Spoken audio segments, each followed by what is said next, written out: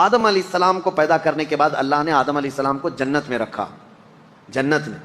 ہمارا اصلی گھر کہاں ہے؟ ہمارے باپ کا گھر جنت ہے. اصلی گھر وہی ہوتا ہے نا، باپ کا گھر. آدم علیہ السلام جنت میں تھے، لیکن ایک بے قراری تھی، اکیلے تھے. انسان اکیلا نہیں رہ سکتا، تو اللہ تعالیٰ نے ان کی بائیں پسلی سے ایک عورت پیدا کیا جو ہماری ماں ہے، حضرت حوا.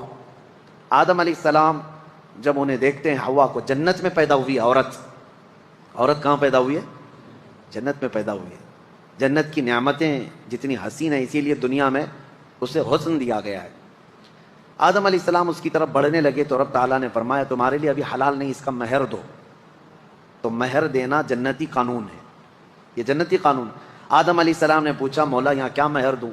رب تعالیٰ نے فرمایا تمہاری اولاد میں اخیر زمانے میں میرا ایک محبوب نبی پیدا ہوگا، محمد صلی اللہ علیہ وسلم. زمین میں آسمانوں میں احمد، ان پر 20 بار درود بھیجو، تمہارا مہر ادا ہو جائے. آدم علیہ السلام کا مہر کیا تھا؟ درود مصطفیٰ. حضور اکرم صلی اللہ علیہ وسلم پر درود بھیجا. اب حضرت حوا اور آدم علیہ السلام ساتھ ساتھ رہ رہے تھے، اچھے خاصے رہ رہے تھے، لیکن ایک آرڈر تھا ان کو دونوں کو، لا تقربا هذه الشجرہ. ایک درخت کی طرف اللہ نے حکم فرمایا تھا اس کے قریب مت جانا. وہ درخت جنت میں ہے، لیکن اللہ کی حکمت منع کیا گیا تھا قریب مت جانا اس درخت کے. اگر جاؤ گے تو پھر غلط ہو جائے گا، غلط ہو جائے گا. تو وہ نہیں جاتے تھے. اب شیطان کا جو مقابلہ شروع ہوا انسان کو گمراہ کرنے کا، تو وہیں سے شروع ہوا. ابلیس جو ہے آسمانوں پر جاتا تھا اس وقت، اور فرشتوں کے بیچ اس کا آنا جانا سب لگا تھا. تو وہ جنت کے دروازے تک گیا اور دونوں کو بلا کر کے بات چیت کرنے لگا، ان کی تعریف کیا، کیا نعمتیں ہیں آپ کی، بہت خوبصورت زندگی ہے، لیکن مجھے اندیشہ ہے، ڈر ہے کہ آپ کو اللہ نکال نہ دے جنت سے. تو گھبرا گئے. کہا کیوں نکالے گا اللہ تعالیٰ؟ کہا اس لیے کہ وہ درخت جو ہے اسی کے اندر حکمت ہے، وہ جو کھا لے گا اس کا پھل وہ ہمیشہ جنت میں رہے گا، نہیں کھائیں گے تو نکلنا پڑ سکتا ہے. اس نے ایسی پٹی پڑھائی، یعنی جس کو کہتے ہیں گمراہ کرنے کے طریقوں کے ساتھ. آدم علیہ السلام کے پاس اس نے اس طرح کہا. آدم علیہ السلام پھر بھی منع کرتے رہے، نہیں میرے رب کا حکم ہے میں نہیں کھاؤں گا. لیکن بی بی حوا نے کہا آپ نہیں کھائیں گے، میں توڑ کے لاتی ہوں، میں توڑ کے لاتی ہوں، پھل کھا لیں گے دونوں. اللہ نے قریب جانے سے منع کیا، کھانے سے منع تھوڑی نہ کیا. یہ بھی شیطان کی دلیل تھی، شیطان کی دلیل. کچھ لوگوں کے پاس ابھی ایسی منطق ہوتی ہے، لفظوں کی منطق. یہ نہیں کہا، یہ نہیں کہا، مقصد کیا ہے اس کا وہ تو پتا ہے. تو حضرت حوا نے کہا میں توڑ کر کے لاتی ہوں. وہ توڑ کر کے لے بھی آئی. وہ کس چیز کا پھل تھا واللہ عالم. درخت سے پھل لے کر کے آئی. آدم علیہ السلام نے آدھا کھا لیا، وہ بھی آدھا کھا لی. جیسے کھائے ان کے کپڑے اتر گئے، جنت میں ہی سے لباس اتر گیا پورا. وہ گھبرائے بہت زیادہ. شیطان اپنا کام کر چکا تھا، وہ چلا گیا. تو وہاں تو درخت تھے جنت کے، ان درختوں سے انہوں نے پتے لیے اور اپنے جسم کو چھپایا. درختوں کے پتوں سے اپنے جسم کو چھپایا. اتنی ہی دیر گزری تھی، قہار و جبار خدا کا اعلان ہو گیا، اہبطوا منہا جمیعا، اس جنت سے تم سب کے سب نکل جاؤ، زمین میں جاؤ. اللہ کا حکم تھا.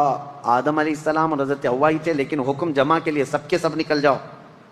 تفسیر میں فرمایا تھے تو دو ہی، لیکن اللہ فرمایا تم سب کے سب نکل جاؤ. حکم کا مطلب مفسرین فرماتے ہیں آدم علیہ السلام کی پیٹھ میں جتنی اولاد تھی سب سے کہا گیا سب نکل کے جاؤ. سب کو حکم تھا کہ سب نیچے آؤ. آئے، لیکن اللہ تعالیٰ نے سب کو الگ الگ جگہ اتارا. جنت سے جو چیزیں اتاری گئی تھی، دو درخت جنہوں نے پتے دیے تھے، اور بعض روایات یہ بتاتی ہیں کہ ایک سانپ تھا، ایک مور تھا، ان کو بھی اتار دیا گیا مدد کرنے کی وجہ سے.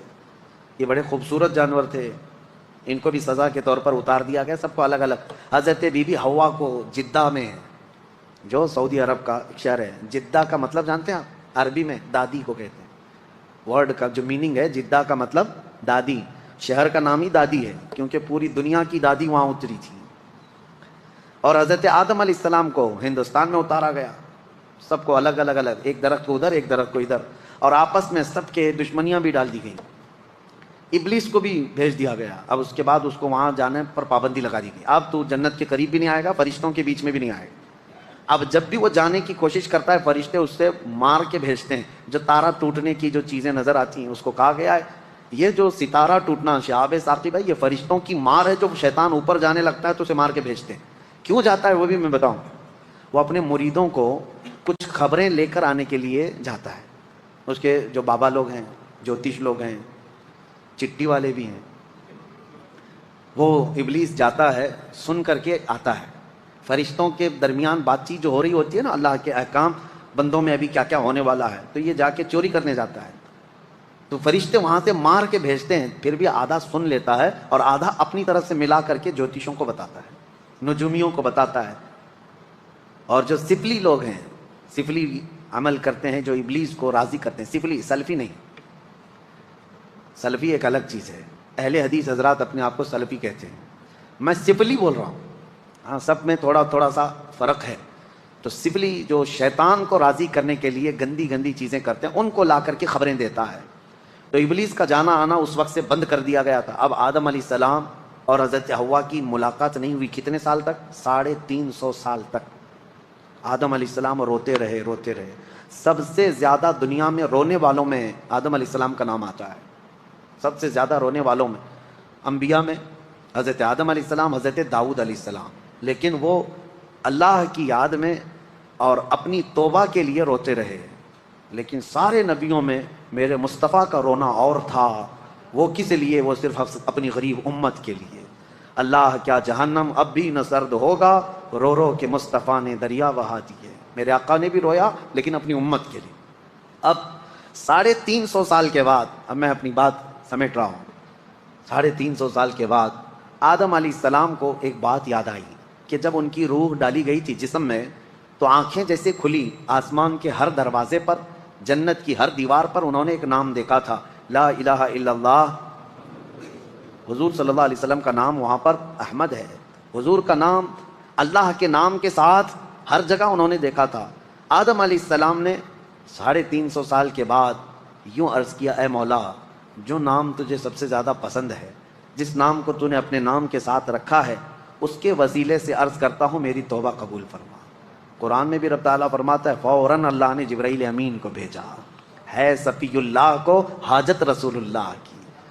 وہ جہنم میں گیا جو ان سے مستغنی ہوا، میرے آقا سے جو دور ہوا، اعلیٰ حضرت فرماتے ہیں دوزخ میں جائے گا. ہے خلیل اللہ کو حاجت رسول اللہ کی. حضور اکرم صلی اللہ علیہ وسلم کے وسیلے سے توبہ قبول ہوئی. جبرائیل امین علیہ السلام آئے، بشارت دی کہ اللہ تعالیٰ نے آپ کی توبہ قبول فرمائی. اب آپ کو حکم دیا جاتا ہے.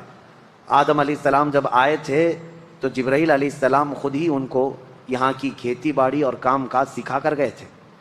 جنت کے 3 دانے لا کر کے دیے تھے، یعنی ایک گیہوں کا دانہ اور ایک کوئی دانہ، یہ 3 دانے، وہ اتنے بڑے بڑے تھے دانے، جنت سے لائے گئے تھے. اور وہ بو کر کے اس کی کھیتی اور اس کی فصل اگا کر کھانے پینے کے طریقے، ساری چیزیں آدم علیہ السلام کو وہ دے کر کے گئے تھے. اور یہ روایت میں ملتا ہے جنت کا آیا ہوا دانہ بہت بڑا تھا، اور پہلے کے دور میں اناج بڑے ہوتے ہوتے چھوٹے چھوٹے، اس میں ایولیشن ہوا ہے. اب جو گیہوں کا دانہ ہے وہ پکڑنے میں بھی نہیں ملتا. فرمایا گیا کہ جیسے جیسے انسانوں کے گناہ بڑھتے ہیں اناج گھٹتا جاتا ہے، یعنی ان چیزوں کی مقدار میں کمی آنے لگ جاتی ہے. یہ آخری دور میں گیہوں تو گیہوں، انسانوں کے قد بھی چھوٹے ہو جائیں گے. پہلے لوگ 8-8 10-10 فٹ کے ہوتے تھے، اور آدم علیہ السلام کی ہائٹ تو 60 فٹ کی تھی. 60 فٹ اتنی لمبی بتائی گئی ہے. تو پہلے کے دور کے بعد یہ جو گھٹتی ہوئی آئی ہے. لیکن ایک بات پھر میں بتا دوں، کوئی کنفیوز نہ ہو، اس تھیوری پہ نہ چلے جائے کہ انسان اب بدل گیا. نہیں، انسان ہی تھا، انسان ہی ہے آج بھی. پہلے یہ اور بات ہے کہ ہائٹ بڑی تھی، جسم بڑا تھا، لیکن زمانے کے مرور ایام کے ساتھ ساتھ انسانوں کی ہائٹ کم ہوتی رہی. اور میرے آقا نے فرمایا قیامت کے قریب یہ لوگوں کے قد بھی کم ہوتے چلے جائیں گے. اب قریب اور قیامت کے ناٹے لوگ ہی رہیں گے. ہاں، اور یاجوج ماجوج کی جو شکل بتائی گئی وہ بھی بہت چھوٹی چھوٹی قد کے ہوں گے، جیسے چائنیز ہوتے ہیں. ہاں، ان کی آنکھیں چھوٹی چھوٹی ہوں گی، جیسی ان کی شکل ہے، لال رنگ کے ہوں گے، یہی شکل بتائی گئی ہے. اور پوری دنیا گھومیں گے، ہر چیز کھا جائیں گے جیسے چائنیز کھاتے ہیں. ہاں، یہ اس لیے بھی میں بول رہا ہوں کہ بعض جو دانشور ہیں، ایک امریکہ کے بڑے ڈاکٹر ہیں، انہوں نے کہا میری تحقیق کے مطابق یاجوج ماجوج آ گئے، وہ چائنیز ہی ہیں. دنیا میں سب سے زیادہ تعداد بھی ان کی ہے، اور سب سے زیادہ دنیا میں پھیلے بھی وہی ہیں، اور ہر چیز، ہر کیڑا مکوڑا سب کھاتے بھی وہی ہیں. لیکن ایسا نہیں ہے. یاجوج ماجوج ایک قوم ہے، وہ آئے گی، لیکن وہ اتنے سالوں تک چائنا کی طرح جیتی نہیں رہے گی. ہاں، وہ فساد مچائیں گے، لیکن چند دنوں کے بعد اللہ تعالیٰ ان کی گردن میں ایک کیڑا پیدا کرے گا، کوئی وائرس ہوگا اس زمانے کا، کوئی کورونا آئے گا اور اس سے وہ ایک ساتھ پورے کے پورے ہلاک ہو جائیں گے۔ اور جو ڈاکٹر صاحب امریکہ کے جو میں کہہ رہا ہوں وہ بڑے دانشور ہیں، مسلم اسکالر ہیں، ان کی تھیوری کے حساب سے انہوں نے جو کہا یاجوج ماجوج یہ چائنیز ہی ہیں، اس اعتبار سے شاید کورونا بھی چائنا میں آیا، ان کے اور یقین ہو گیا ہوگا، ان کو اور یقین ہو گیا ہوگا کہ حدیث میں جو کہا گیا اچھا یہ جو وائرس ہے یہ گردن میں ہی زیادہ پکڑتا تھا، ان کو اور زیادہ یقین ہو گیا ہوگا۔ لیکن یقین ان کو اس وقت فیل ہو جانا چاہیے کہ چائنیز مرے زیادہ نہیں ہے، لیکن یاجوج ماجوج پوری کی پوری قوم ختم ہو جائے گی۔ بہرحال بات ادھر ادھر نہ جائے، قد جو ہے کم ہوتا چلا جائے گا قیامت کے قریب۔ آدم علیہ الصلوۃ والتسلیم کی خلقت کا یہ پورا واقعہ آج سورۃ الاعراف میں ہم نے ملاحظہ کیا ہے۔ اللہ کریم ہم سب کو قرآن عظیم کی ہر آیت پر عمل کی توفیق عطا فرمائے۔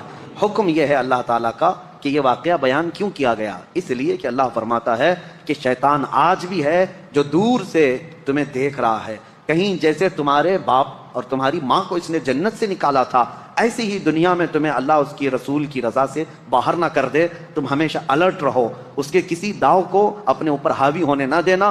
ہمیشہ ایک بات یاد رکھنا، ہم جنت سے آئے تھے، ہم جنت میں ہی جائیں گے انشاءاللہ، اور ہمارا وہی وطن ہے۔ اسی کو شاعر نے کہا ہے کہ جب تو پیدا ہوا تھا تو روتا ہوا دنیا سے آیا تھا، کیوں؟